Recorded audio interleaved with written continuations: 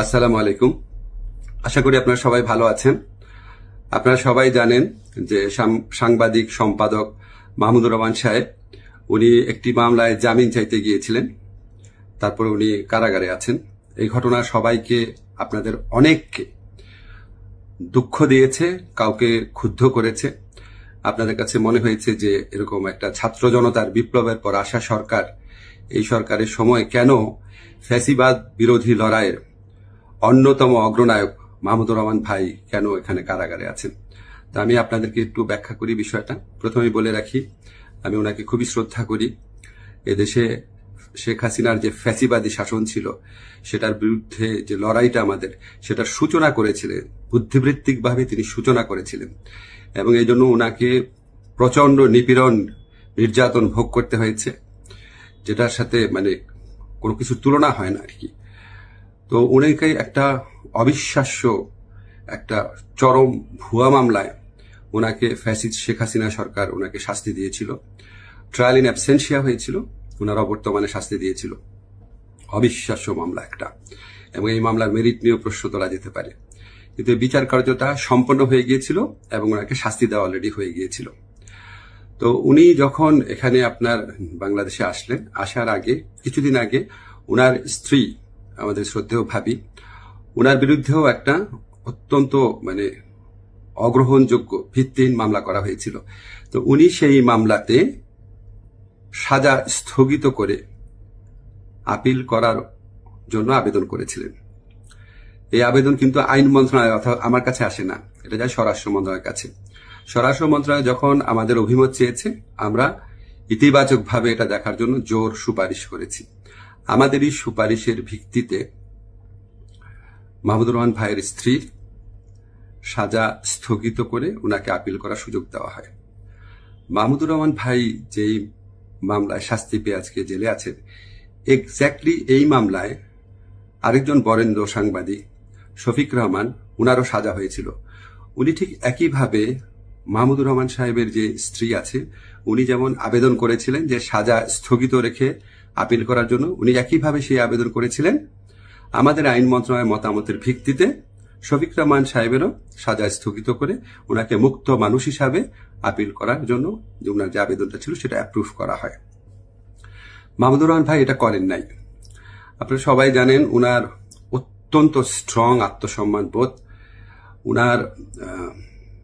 উনি খুব দৃঢ়চেতা মানুষ, খুবই দৃঢ়চেতা মানুষ, প্রচন্ড দেশপ্রেমিক মানুষ।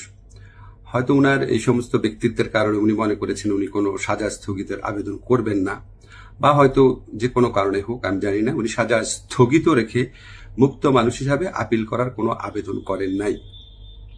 ফলে এটা করার কোনো রকম স্কোপ কোনো মন্ত্রণালয়ের, কোনো সরকারের ছিল না।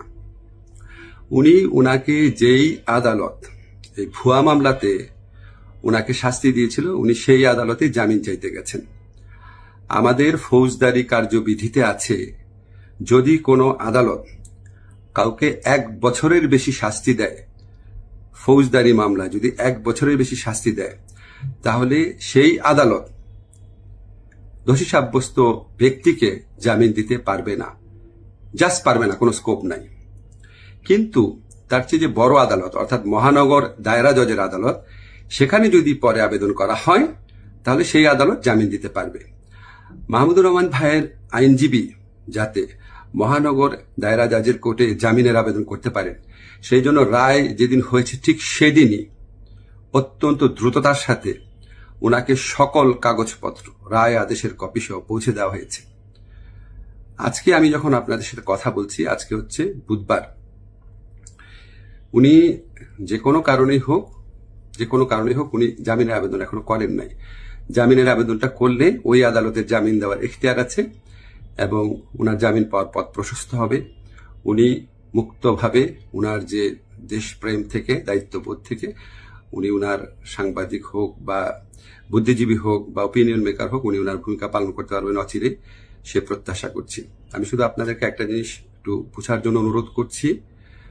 আমি আইন মন্ত্রণালয়ের দায়িত্ব পাওয়ার পর মাহমুদুর রহমান ভাইয়ের স্ত্রী ও সাংবাদিক শফিক রহমান, ওনারা যখনই আবেদন করেছেন সাজা স্থগিত করার, সেই আবেদনে আমাদের মতামতের ভিত্তিতে ওনাদের সাজা স্থগিত করা হয়েছে।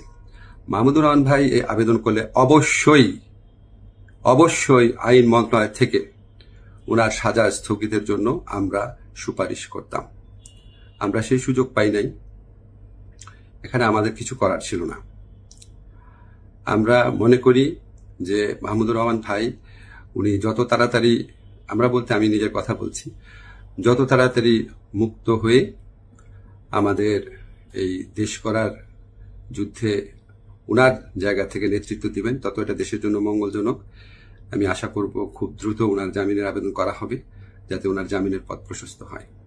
সবাইকে ধন্যবাদ, ভালো থাকবেন।